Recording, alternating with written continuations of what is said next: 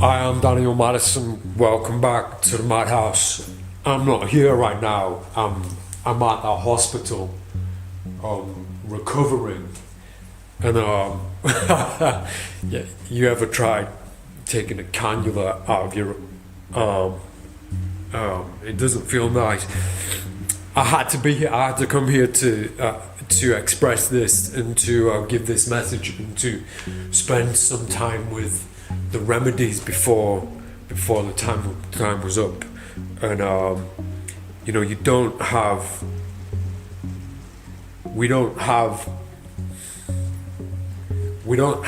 a mental breakdown. We have a mental breakthrough.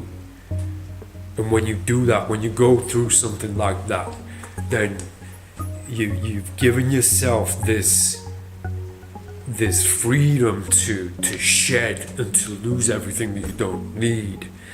And the transition of it puts you in this position where it's kind of heavenly, and it's euphoric, and it feels kind of divine. And so I came here to do this. So the on camera now, the illusion of these playing cards floating is kind of ruined by me being unable to edit out the strings on film. Easy to do in Photoshop, but nonetheless, this is my effort. So these are the green remedies, and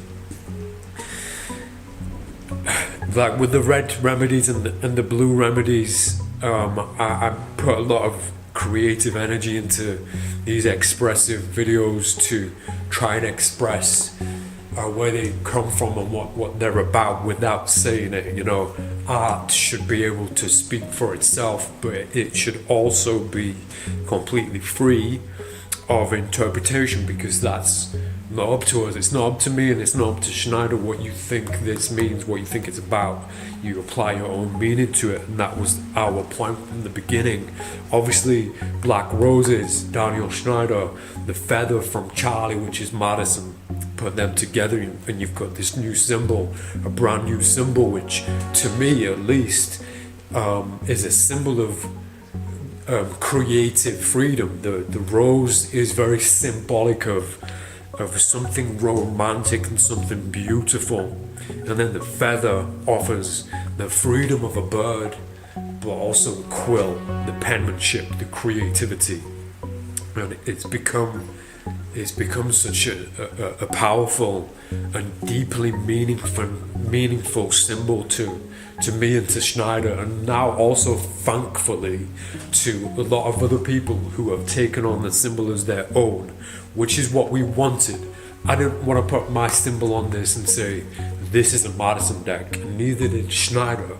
We wanted to do it in a way that the logo, the symbol, becomes the person who is holding the deck, because it will mean something to them. If you do things with a deck of playing cards, then it means you have that romance inside of you. You have that beautiful thing that you're trying to express through the medium, through the means of playing cards. And it's creative. Obviously it's creative. And that's kind of where these playing cards come from. I've told this story a few times, and usually I make a really expressive video, like with the red remedies and the blue remedies. I did kind of an expressional piece, but you don't have a mental breakdown, you have a mental breakthrough, and the timing's just a little bit off. So they're not happy with me being here, but I'm gonna film all this, and I'm gonna edit this video from my hospital bed, and then send it to you. And I'm giving myself the freedom to talk and just to be open and as honest and transparent as possible. Why did we make green remedies? Because we wanted to. I wanted to have a deck of green remedies. So did Daniel Schneider. So we made them. They were for us. Selfishness in art is not a bad or negative thing. I have always believed it to be a very negative idea, but I don't believe that anymore. I think it's very necessary to be selfish in art. If you're not selfish in art, then you start becoming a creator who's always got people, like an audience, a gallery in his mind. Whereas when you're selfish, you're doing it for you. If I enjoyed any of the art that I see in the world, I wouldn't do it. I wouldn't do this. I wouldn't be doing it. If I liked any of the playing cards I see out there, I wouldn't create any. I wouldn't need to. When I first got into magic, I started creating, the main reason why I started creating magic tricks is because I looked at all the magic tricks that people were doing and the ones that were kind of published and performed on TV, and I didn't like any of them. I thought they were all terrible, and I thought, and not to be disrespectful to the creators or the performers, but they just didn't fit me. They didn't fit my person. And I know that's because of me. I know that there's a strangeness to that which I embrace, and it didn't fit me. So I started creating things that fit me, and then the audience kind of found that because people started seeing something in me that they felt themselves. They wanted to find something new, something that wasn't the standard, something that wasn't just like I guess. You know, the society of it, I guess. What word am I looking for, Charlie? What word is it, Charlie? The convention of it. Like, here are the magic tricks that are on offer. Now choose which ones you want to perform. And it's like, if you don't like any of those tricks, then you're like, well, I don't like magic. It doesn't have to be like that, because you can create your own. Same with playing cards. If I liked any of the playing cards that are out there, then I wouldn't create my own. And you have to give yourself that freedom to be that selfish and to be that proud of being that selfish, because you allow yourself the freedom to completely to embrace a confidence in your own expression. You create for yourself something that makes you feel that special something, and put it out into the world. And other people, there will be other people who like what you do and want to be a part of what you do. And I've always created this way and performed this way and done things my own way. And there's always people who want to be a part of that. And whether they see something in the message, whether they see something in the character, whether they see something in the creation, it doesn't matter what it is. It's not up to me, but when you're that truthful and that honest and that embarrassed, because it's so humiliating giving yourself so much freedom. It's really humiliating because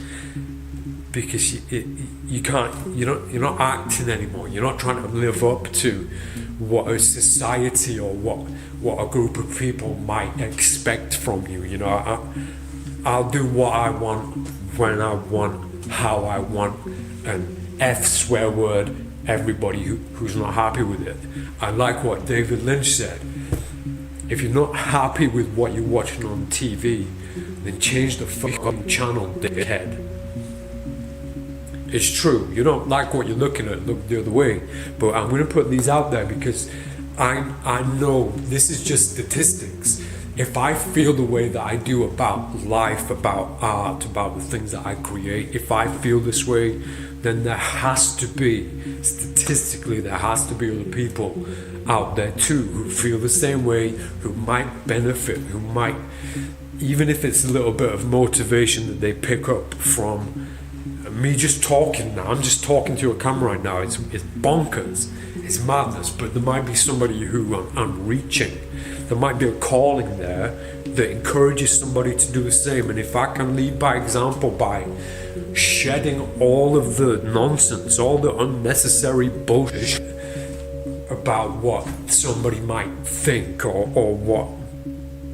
will an audience like this deck of playing cards. Here's a little side note for anybody creating decks of playing cards. When you're creating, if you think, oh, people will like this, then you're doing it wrong. You're doing it wrong. You have to look at that image and think, do I like this? Yes, I do. Good, we're all done. If at any point when I'm designing a deck of playing cards and I think to myself, is my audience gonna like this? Will they think this of this? What are they gonna think of this? Then I'm gonna, you know what I mean? That's the end. That's over at that point. Because that's not art. That's not art. Bill Hicks, create from your fucking heart. If you're not creating from your heart, I'm not interested. And neither is the audience that you're trying to reach. If you're a creator putting playing cards into the world or performances into the world and nobody's interested and you can't figure out why, that's why. Because you're not being truthful. You're not being transparent. You're not being honest to yourself. You haven't found yourself yet. Art begins with finding yourself. This is a video about the green remedies, everybody. I'll spare you the details, but I need to get back to hospital. And I'm gonna take this footage and I'm gonna edit it there. But the green remedies, Schneider and I, the reason that we have a collaborative relationship that works so beautifully well is that we're on that same wavelength. What's going on, Charlie? So there was just a bit of a power cut, but everything seems to be back online. I need to wrap up. I really need to get back. The reason I don't creatively collaborate with many people, and the reason why Schneider and I work so well together is we're both on that same rare wavelength where we're creating from the heart for our heart, if that makes sense, if that doesn't sound too soppy or too over romantic. We want to create things that speak to us and that represent us and what we're trying to do, and we're creating playing cards that we're happy to use. And thankfully we've put ourselves in positions where we can also offer these playing cards to the rest of the world. People out there might feel the same way that we do about the things that we talk about and the things that we express and the things that we want to do and try to achieve. So you can get these are being shipped out from Murphy's are fulfilling these, so they're going out of America. As with every deck that Schneider does, he's meticulous, and the devil really is in the details, the amount of changes that he makes.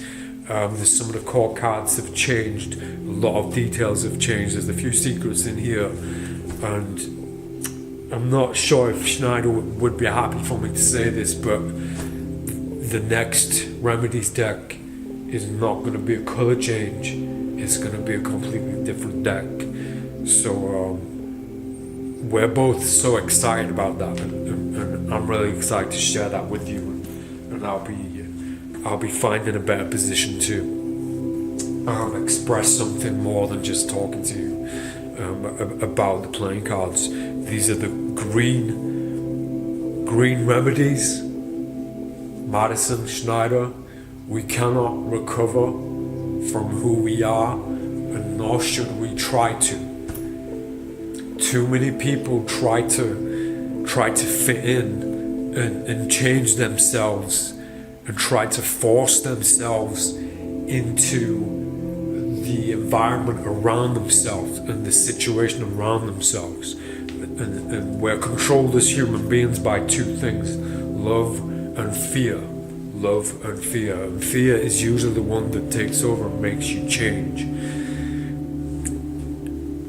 I think when you're trying to find that art, when you're trying to meet that art and become an artist, you don't create art. You become the art. You are the art. That's the whole point. And I think that's why I lean more towards performance art, or calling myself, referring myself as a performance artist than anything else. When we try and do that, when we try and create art, everything around us seems designed to stop us and change us and misguide us and hold us back from our true potential. And the aim is, you don't want to be a product of your environment. You want your environment to be a product of you. So once again, I'll end another video with paraphrase, I guess, from Bill Hicks. When you create, when you play, when you create from your fucking heart. I'm Daniel Madison. These are the Green Remedies. See you next time.